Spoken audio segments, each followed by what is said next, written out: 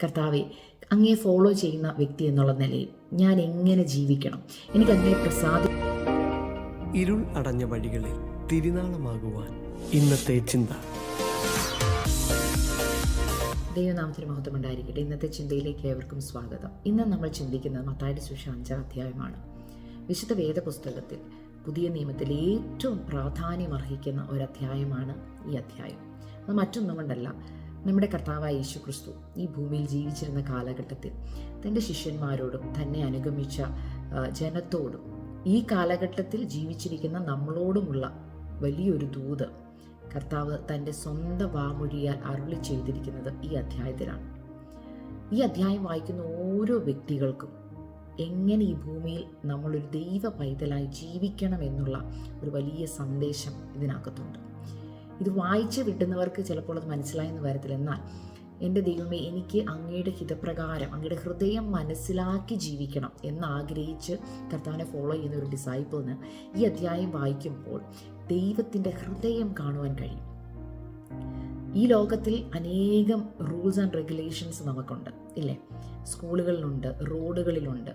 എന്നാൽ ഒരു ക്രിസ്ത്യാനി എന്നുള്ള നിലയിൽ നമ്മൾ ജീവിക്കുമ്പോൾ വിശുദ്ധ വേദപുസ്തക പ്രകാരം നമ്മൾക്കും ഉണ്ട് റൂൾസ് ആൻഡ് റെഗുലേഷൻസ്.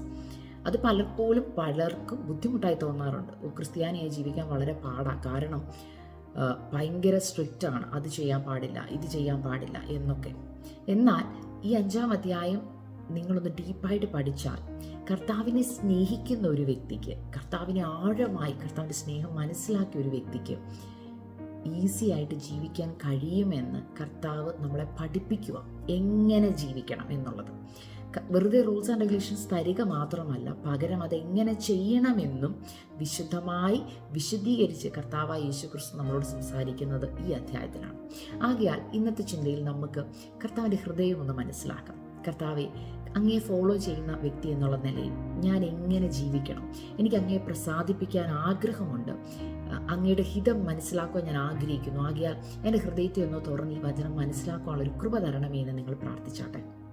ഈ വചനം പരിശുദ്ധാത്മാവിനാൽ ഞാൻ നിങ്ങളോട് ഷെയർ ചെയ്യുമ്പോൾ ഇത് നമുക്കെല്ലാവർക്കും ഒന്ന് ഏറ്റെടുത്ത് അപ്രകാരം ജീവിപ്പാനുള്ളൊരു കൃപയ്ക്ക് വേണ്ടി നിങ്ങൾ പ്രാർത്ഥിക്കണം. ഇതിൻ്റെ 19-ാം വാക്യത്തിൻ്റെ അവസാനം ഇങ്ങനെ പറയുന്നു: ഈ വചനത്തെ ആചരിക്കുകയും പഠിപ്പിക്കുകയും ചെയ്യുന്നവന് സ്വർഗരാജ്യത്തിൽ വലിയവൻ എന്ന് വിളിക്കപ്പെടും. അപ്പോൾ നമ്മൾ ആചരിച്ചാൽ, ഈ വചനം അതുപോലെ അനുസരിച്ചാൽ, അതിനെ പഠിപ്പിച്ചാൽ, നമ്മൾ സ്വർഗത്തിൽ ചെല്ലുമ്പോൾ നമ്മളെ വലിയവനെന്ന് ദൈവം വിളിക്കുക. ആകയാൽ അങ്ങനെ വലിയവരുടെ ലിസ്റ്റിലാവാൻ നമുക്ക് ആഗ്രഹിക്കാം. ഈ ഭൂമിയിൽ എത്ര വലിയ ശ്രേഷ്ഠമായത് എന്ത് കിട്ടിയിട്ടും കാര്യമില്ല. സ്വർഗത്തിൽ ചെല്ലുമ്പോൾ കർത്താവ് നമ്മളെ നോക്കി വലിയവനെന്ന് പറയുന്നതാണ് ഏറ്റവും മഹത്വമുള്ള കാര്യം. ആകയാൽ കർത്താവിൻ്റെ ഹൃദയത്തെ നമുക്കൊന്ന് മനസ്സിലാക്കാം. എന്നെ ഇന്ന് ചിന്തിപ്പിച്ചത് അതിൻ്റെ 14, 15, 16 വാക്യങ്ങളാണ്. ആ വചനം ഇങ്ങനെ പറയുന്നു: നിങ്ങൾ ലോകത്തിൻ്റെ വെളിച്ചമാകുന്നു. എന്നിട്ട് പറയുക, മലമേലിരിക്കുന്ന പട്ടണം മറിഞ്ഞിരിപ്പാൻ പാടില്ല. വിളക്ക് കത്തിച്ച് പറയിൻ കീഴത് തണ്ടിന്മേലത്രേ വെക്കുന്നത്, അപ്പോൾ അത് വീട്ടിലുള്ള എല്ലാവർക്കും പ്രകാശിക്കുന്നു. അങ്ങനെ തന്നെ മനുഷ്യർ നിങ്ങളുടെ നല്ല പ്രവൃത്തികളെ കണ്ട് സ്വർഗസ്ഥനായ നിങ്ങളുടെ പിതാവിനെ മഹത്വപ്പെടുത്തൽ നിങ്ങളുടെ വെളിച്ചം അവരുടെ മുമ്പിൽ പ്രകാശിക്കട്ടെ. പ്രിയ ദൈവൈതലേ, നമ്മളെ ദൈവം ലോകത്തിന്റെ വെളിച്ചമാക്കി വെക്കുമ്പോൾ ദൈവം എന്താ നമ്മളിന്ന് പ്രതീക്ഷിക്കുന്ന ഇവിടെ പറയുന്നത്? വെറുതെ വെളിച്ചമായിരിക്കാനല്ല, വെറുതെ അങ്ങനെ ജീവിക്കാനല്ല, പകരം മറ്റുള്ളവർ നിങ്ങളുടെ ആ വെളിച്ചം കാണണം. മറ്റുള്ളവർക്ക് ആ വെളിച്ചം കൊണ്ട് എന്ത് വേണം? പ്രയോജനപ്പെടണം.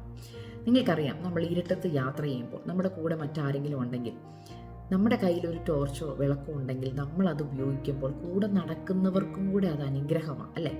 അവരും തട്ടിയും മുട്ടിയും വീഴാതെ നമ്മുടെ ഒപ്പം നടന്ന് നമ്മൾ എത്തുന്ന എവിടെയോ അവിടേക്ക് അവർക്കും വരുവാൻ കഴിയും.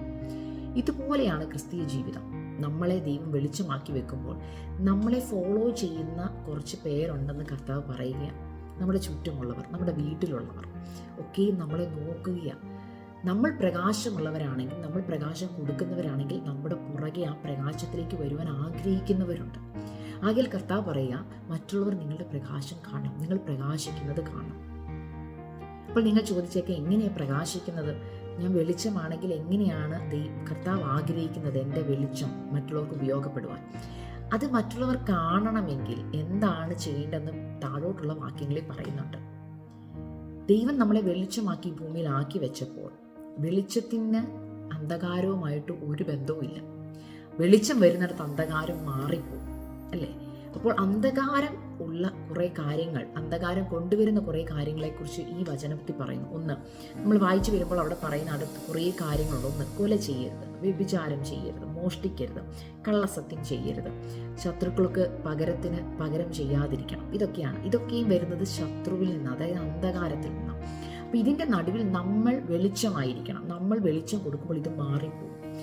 എന്നെ ചിന്തിപ്പിച്ച ഒരു വാക്കുണ്ട് ഇതിനകത്ത്. അങ്ങനെ തന്നെ മനുഷ്യർ നിങ്ങളുടെ നല്ല പ്രവൃത്തികളെ കണ്ട് സ്വർഗസ്ഥനായ നിങ്ങളുടെ പിതാവിനെ മഹത്വപ്പെടുത്തേണ്ടതിന് നിങ്ങളുടെ വെളിച്ചം അവരുടെ മുമ്പിൽ പ്രകാശിക്കട്ടെ. ഇവിടെ പറയുക, എൻ്റെ നല്ല പ്രവൃത്തി മറ്റൊരാൾ കാണുമ്പോൾ അവർ എൻ്റെ ദൈവത്തെ മഹത്വപ്പെടുത്തുമെന്ന്. നിങ്ങളുടെ ചുറ്റുമുള്ള നിങ്ങളുടെ നെയ്ബേഴ്സ് ആയിക്കോട്ടെ, നിങ്ങളുടെ കൂടെ ജോലി ചെയ്യുന്നവരായിക്കോട്ടെ, നിങ്ങളുടെ വീട്ടിലുള്ള സ്വന്തക്കാരായിക്കോട്ടെ, അവരെത്ര പേരുണ്ട് നിങ്ങളുടെ നല്ല പ്രവൃത്തികളെ കണ്ടിട്ട് അയ്യോ ഇവൾ സേവിക്കുന്ന ദൈവം എത്ര നല്ലവനാ, എത്ര നല്ല സ്വഭാവമാണ് ആ കൊച്ചിൻ്റേത്, അല്ലെങ്കിൽ അവരുടെ വാക്കുകൾ എത്ര മനോഹരമാണ്, എത്ര സന്തോഷം തരുന്ന, എത്ര സമാധാനം തരുന്നതാ, ഈ ദൈവം എത്ര നല്ലവനാ എന്ന് ദൈവത്തെ മഹത്വപ്പെടുത്താൻ നിങ്ങൾ കാരണക്കാരായി തീരാറുണ്ടോ? അതോ ഇതെന്തോ സ്വഭാവമാണ്, ഇവർ സേവിക്കുന്ന ദൈവം എന്തോ ദൈവമാണെന്ന് നിങ്ങളുടെ പ്രവൃത്തി കൊണ്ട് ദൈവത്തെ ദുഷിക്കപ്പെടുത്തുന്ന അവസ്ഥയിലാണോ നിങ്ങൾ? അങ്ങനെയാണെങ്കിൽ ഒന്ന് തിരുത്തി ചിന്തിക്കണം. ദൈവമേ, എൻ്റെ പേരൊരു ക്രിസ്ത്യാനി എന്ന് പറയാനുള്ള എന്തെങ്കിലും യോഗ്യത എനിക്കുണ്ടോ? ഇല്ലെങ്കിൽ ഇന്ന് തൊട്ട് അത് തിരുത്താനുള്ളൊരു നല്ല മനോഭാവത്തിലേക്ക് നമുക്കൊന്ന് വരാം. ഇവിടെ കർത്താവ് പറയുക, നിങ്ങളുടെ പ്രവൃത്തികളെ കണ്ടാണ് അവർ തിരിച്ചറിയുന്നത് നിങ്ങൾ വെളിച്ചമുള്ളവരാണ്, നിങ്ങൾ വെളിച്ചമാണ്. നമ്മളായിരിക്കുന്ന വീട്ടിൽ നമ്മുടെ ഭർത്താവും നമ്മുടെ മക്കളും നമ്മുടെ സ്വന്തക്കാരും ഒക്കെ പറയണം, നീ ഈ വീടിൻ്റെ വെളിച്ചമാണ് എന്ന് പറയണം. അതിന് നമ്മൾ ചെയ്യേണ്ടത്, ആദ്യം പറയുന്ന കുറച്ച് കാര്യങ്ങൾ ഞാനൊന്ന് പറയാം. കൊല ചെയ്യരുതെന്ന് പറയുന്നു. ഇപ്പം നമ്മൾ ഓർക്കും, സിസ്റ്ററെ ഞാൻ വെളിച്ചമായിരിക്കുന്ന എൻ്റെ വീട്ടിലായിരിക്കുമ്പോൾ ഞാൻ ആരെയും കൊല്ലാറില്ല. എന്നാൽ ശരിക്കും നമ്മൾ ആ വചനം യഥാർത്ഥമായി പഠിച്ചാൽ കർത്താവ് ഇവിടെ ഉദ്ദേശിക്കുന്ന ആരെയും കത്തികൊണ്ട് കുത്തിക്കൊല്ലുന്നതിനെ കുറിച്ചല്ല, പകരം നിങ്ങളുടെ വാക്കുകൾ കൊണ്ട് നിങ്ങൾ ആരെയും മുറിപ്പെടുത്തരുതെന്നാണ് കർത്താവ് ഉദ്ദേശിക്കുന്നത്. നമുക്ക് നമ്മുടെ വാക്കുകൾ കൊണ്ട് മറ്റുള്ളവരെ കൊല്ലുവാൻ കഴിയും. ഒരാളെ നീചമായി കുത്തിക്കൊല്ലുന്നതിന് തുല്യമാണ് നമ്മൾ അവരെ വാക്കുകൾ കൊണ്ട് ശപിക്കുകയോ പരിഹസിക്കുകയോ കളിയാക്കുകയോ അല്ലെങ്കിൽ അവരെ മുറിപ്പെടുത്തുന്ന വാക്കുകൾ പറയുകയോ ചെയ്യുമ്പോൾ യഥാർത്ഥമായി നമ്മൾ അവരെ കൊല്ലുകയാണ് ചെയ്യുന്നത്. അവർക്ക് ഇനി ജീവിക്കേണ്ടെന്ന് തോന്നുന്ന രീതിയിലുള്ള വാക്കുകൾ നമുക്ക് ഉപയോഗിക്കാൻ കഴിയും. എത്രയോ കുഞ്ഞുങ്ങളുണ്ട്, എത്രയോ പ്രിയപ്പെട്ടവരുണ്ട് ആത്മഹത്യ ചെയ്യുന്നു മറ്റുള്ളവരുടെ വാക്കുകളുടെ മുമ്പിൽ. അപ്പം അതിന് കാരണം എന്താ? നമ്മൾ ആത്മഹത്യ എന്ന് പറയുന്നത് ശരിക്കും അത് കൊലയാണ്. കാരണം മറ്റൊരാളുടെ വാക്കുകൊണ്ടായിരിക്കാം അവരത് ചെയ്തത്. ആകയാൽ നമ്മൾ അവിടെ വെളിച്ചത്തിന് പകരം അന്ധകാരമാണ് കൊടുക്കുന്നത്. ഇന്ന് നമുക്കതിൽ മേലൊരു ജയമെടുക്കാം. കർത്താവേ, എൻ്റെ വാക്കുകൊണ്ട് ഞാൻ ആരെയും ഇനി വേദനിപ്പിക്കത്തില്ല. അവിടെ കർത്താവ് പറഞ്ഞ ഒരു വാക്ക് എന്നെ ചിന്തിപ്പിച്ചു. അവിടെ പറയുക, കൂട്ടുകാരനെ നിസാര എന്ന് വിളിക്കരുത്. എന്നിട്ട് പറയുക, മൂഢ എന്ന് വിളിച്ചാൽ അഗ്നി നരകത്തിന് യോഗ്യരായിത്തീരും. പ്രിയ ദൈവമക്കളെ, നമ്മൾ ക്രിസ്ത്യാനികളാണ് നമ്മൾ പറയുമ്പോഴും നമ്മൾ ചിലപ്പോൾ നമ്മുടെ കൂടെയുള്ളവരെ മണ്ട എന്നൊക്കെ പലരും വിളിക്കുന്നവരെ ഞാൻ കേട്ടിട്ടുണ്ട്. മണ്ടെന്നോ അല്ലെങ്കിൽ എന്തെങ്കിലും വാക്കുകൾ ചേരാത്ത വാക്കുകൾ പറയും, മൂഢ എന്നൊക്കെ പറയുമ്പോൾ ശരിക്കും കർത്താവ് പറയുക, അങ്ങനെ നമ്മൾ ഒരാളെ വിളിച്ചാൽ അതിന് പോലും അഗ്നി നരകം വെച്ചിരിക്കുന്നത്. അതുകൊണ്ട് നമുക്ക് നമ്മുടെ വാക്കുകൾ സൂക്ഷിക്കാം. അടുത്ത് പറഞ്ഞു, വ്യഭിചാരം ചെയ്യരുത്. പഴയ നിയമത്തിൽ വ്യഭിചാരം ചെയ്യരുതെന്ന് പറയുമ്പോൾ ഒരു സ്ത്രീയോടുകൂടെ ശയിക്കുന്നതാണ് വ്യഭിചാരം എന്ന് പറയുമ്പോൾ, പുതിയ നിയമത്തിൽ അതിന് കർത്താവ് പറയുന്നത്, ഒരു സ്ത്രീയെ മോഹിക്കേണ്ടതിന് അവളെ നോക്കുന്നവൻ എല്ലാ ഹൃദയം കൊണ്ട് വ്യഭിചാരം ചെയ്തു. ഇത് സ്ത്രീകൾക്കും ബാധകമാണ്, പുരുഷന്മാർക്ക് മാത്രമല്ല. നമ്മളുടെ കണ്ണുകൊണ്ട് നമ്മൾ ചെയ്യുന്ന കാര്യങ്ങൾ, നമ്മൾ ഒരാളെ നോക്കുന്ന നമ്മളുടെ തീക്ഷണത്തെയാണ് ഇവിടെ കാണിക്കുന്നത്. നമ്മൾ ഏത് രീതിയിലാണ്, നമ്മുടെ മനസ്സിൽ ഇരിപ്പെന്താണ് നമ്മൾ മറ്റൊരാളെ നോക്കുമ്പോൾ? അത് മോഹത്തോടുകൂടെയാണോ, അതോ ഈർഷ്യയോടുകൂടെയാണോ, ദേഷ്യത്തോടുകൂടെയാണോ? ഇതൊക്കെയും കർത്താവ് കണ്ടുകൊണ്ടിരിക്കുക. നമ്മുടെ ഹൃദയങ്ങളെ ശോധന ചെയ്യുന്ന ദൈവമാണ്. ആകയാൽ നമ്മുടെ നോട്ടം, നമ്മൾ മറ്റുള്ളവരുള്ള മനോഭാവത്തിൽ നമ്മൾക്ക് ക്രമീകരണം പ്രാപിക്കാം. അവിടെ നമ്മുടെ വെളിച്ചം, അതായത് നമ്മൾ തെറ്റായ രീതിയിൽ ആരെയും നോക്കാതിരിക്കാൻ നമുക്ക് ശ്രമിക്കാം. അത് കഴിഞ്ഞിട്ട് പറയുക, കള്ളസത്യം ചെയ്യരുത്. അപ്പോൾ പലപ്പോഴും കള്ളസത്യം ചെയ്യുന്നത് ഇവിടെ പറയുന്നുണ്ട്, സത്യം ചെയ്തത് കർത്താവിനെ നിവർത്തിക്കണമെന്ന് പൂർവ്വന്മാരോട് അറിയിച്ചത്. അപ്പോൾ കള്ളസത്യം ചെയ്യുന്ന പറയുമ്പോൾ നമ്മൾ ഓർക്കും, നമ്മൾ പറഞ്ഞൊരു കാര്യം ചെയ്യാതിരിക്കുമ്പോഴല്ലേ. അപ്പോൾ കള്ളസത്യം ചെയ്യരുതെന്ന് ഇവിടെ പറയുമ്പോൾ കർത്താവ് ഏറ്റവും കൂടുതൽ അവിടെ ഉദ്ദേശിക്കുന്നത് സത്യം ചെയ്ത് കർത്താവിനെ നിവർത്തിക്കണം. പലപ്പോഴും നമ്മൾ കർത്താവിൻ്റെ സന്നിധി പല തീരുമാനങ്ങളിൽ സത്യം എടുക്കും. കർത്താവിൻ്റെ നാമത്തിൽ ഞാൻ പറയും, ഞാനത് ചെയ്തോളാം എന്ന് പറയുന്നു. പക്ഷേ അത് നമ്മൾ നിവർത്തിക്കാറുണ്ടോ? അത് നമ്മൾ നിവർത്തിക്കാറില്ല. പലപ്പോഴും നമ്മൾ കർത്താവിനോട് പറഞ്ഞ കാര്യങ്ങൾ പലതും ചെയ്യാതെ വരുമ്പോൾ അത് കള്ളസത്യമായി മാറിക്കും. അതുപോലെ തന്നെ നമ്മൾ ഉവ്വ എന്ന് പറഞ്ഞ് ഉവ്വാന്നും ഇല്ല എന്ന് പറഞ്ഞ് ഇല്ല എന്നുമായിരിക്കണം.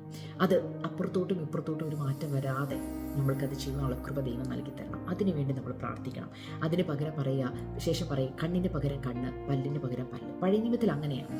എന്നാൽ പുതിയ നിയമത്തിൽ വരുമ്പോൾ പിതാവായ ദൈവം തൻ്റെ ഹൃദയം തുറന്ന് കർത്താവായ യേശുക്രിസ്തുവിനോട് നമ്മളോട് സംസാരിക്കുക, മക്കളെ, നിങ്ങളുടെ ശത്രുക്കൾ, അത് നിങ്ങളുടെ ചിലപ്പോൾ മിക്കവരും ഇന്നത്തെ സമയത്ത് നമ്മൾ കേരളത്തിൽ അല്ലെങ്കിൽ ലോകമെമ്പാട് നമ്മൾ നോക്കുമ്പോൾ വീടിനകത്താണ് ശത്രു. അപ്പന് മകൻ ശത്രുവായി മാറുന്നു, മകന് അമ്മയും സഹോദരങ്ങളും ശത്രുവായി മാറുന്നു, കുല നടക്കുന്നു, പല കാര്യങ്ങൾ നമ്മൾ കാണുമ്പോൾ ഇവിടെ കർത്താവ് പറയുക, നിങ്ങളുടെ ശത്രുക്കളെ സ്നേഹിപ്പീൻ, നിങ്ങൾ ഉപദ്രവിക്കുന്നവർക്ക് വേണ്ടി പ്രാർത്ഥിപ്പീൻ. എന്തുകൊണ്ടാണ് കർത്താവ് പറഞ്ഞത്? കർത്താവിൻ്റെ ഹൃദയം അങ്ങനെയാണ്. കാരണം നമ്മൾ ചെയ്യുന്ന ഓരോ തെറ്റിനും കർത്താവ് പകരത്തിന് പകരം തന്നുകൊണ്ടിരുന്നാൽ നമ്മൾ ഇന്ന് ഈ ഭൂമി കാണുമായിരുന്നോ? ഇല്ല. പക്ഷെ കർത്താവ് എന്താ ചെയ്തേ? നമ്മളിൽ പ്രതീക്ഷയുണ്ട്, കർത്താവ് ഇന്നല്ലേ നാളെ നന്നാവും. പകരം കർത്താവ് എന്താ ചെയ്തേ? നമ്മൾക്കറിയാം, വചനത്തിൽ കർത്താവ് യേശുക്രിസ്തു നമുക്ക് വേണ്ടി പ്രാർത്ഥിച്ചിട്ടുണ്ട്, അല്ലേ? തൻ്റെ ശിഷ്യന്മാർക്ക് വേണ്ടി, തന്നോട് ദ്രോഹം ചെയ്തവർക്ക് വേണ്ടി പോലും കർത്താവ് പ്രാർത്ഥിച്ചു. അങ്ങനെയെങ്കിൽ ആ കർത്താവിനെ ഫോളോ ചെയ്യുന്ന നമ്മളിലും കർത്താവ് ആഗ്രഹിക്കുന്ന ക്വാളിറ്റി അതാണ്. അപ്പോൾ എന്താ ചെയ്യുന്നത്? നമ്മൾ കർത്താവ് യേശുക്രിസ്തുവിൽ വെളിച്ചം കാണുന്നത് പോലെ, കർത്താവ് വെളിച്ചമാണെന്ന് പറഞ്ഞ് നമ്മൾ കർത്താവിനെ ഫോളോ ചെയ്യുന്ന പോലെ നമ്മളും വെളിച്ചമായിരിക്കുമ്പോൾ നമ്മുടെ ചുറ്റുമുള്ളവർ നമ്മുടെ സ്വഭാവത്തിന് വരുന്ന മാറ്റം കണ്ടിട്ട് അവർ പറയും, ഇവൾ സേവിക്കുന്ന ദൈവം, ഇവൻ സേവിക്കുന്ന ദൈവം ജീവനുള്ള ദൈവമാണെന്ന് പറഞ്ഞ് ദൈവത്തെ മഹത്വപ്പെടുത്തും. അതാണ് നമ്മൾ ഇന്ന് വായിച്ച വചനത്തിൽ പറഞ്ഞിരിക്കുന്നത്. അങ്ങനെ തന്നെ മനുഷ്യർ നിങ്ങളുടെ നല്ല പ്രവൃത്തികളെ കണ്ടിട്ട് നിങ്ങളുടെ പിതാവായ ദൈവത്തെ മഹത്വപ്പെടുത്തുന്ന, അവർക്ക് ദൈവമായിട്ട് ബന്ധം കാണത്തില്ല, എന്നാൽ നമ്മുടെ നല്ല പ്രവൃത്തികൾ കൊണ്ട് നമുക്ക് മറ്റൊരാളെ നമ്മുടെ കർത്താവിലേക്ക് നയിക്കുവാൻ നമുക്കിടയാവട്ടെ എന്ന് പ്രാർത്ഥിച്ചുകൊണ്ടും ഈ വചനം ഏറ്റെടുത്ത് നമുക്കൊരു നല്ല ക്രിസ്ത്യനായി ഫോളോ ചെയ്യാൻ, കർത്താവിനെ ഫോളോ ചെയ്യാനുള്ള കൃപ നിങ്ങൾക്ക് തരട്ടെ എന്ന് പ്രാർത്ഥിച്ചുകൊണ്ട് ഞാൻ നിർത്തുന്നു. ദൈവം നിങ്ങളെ അനുഗ്രഹിക്കട്ടെ.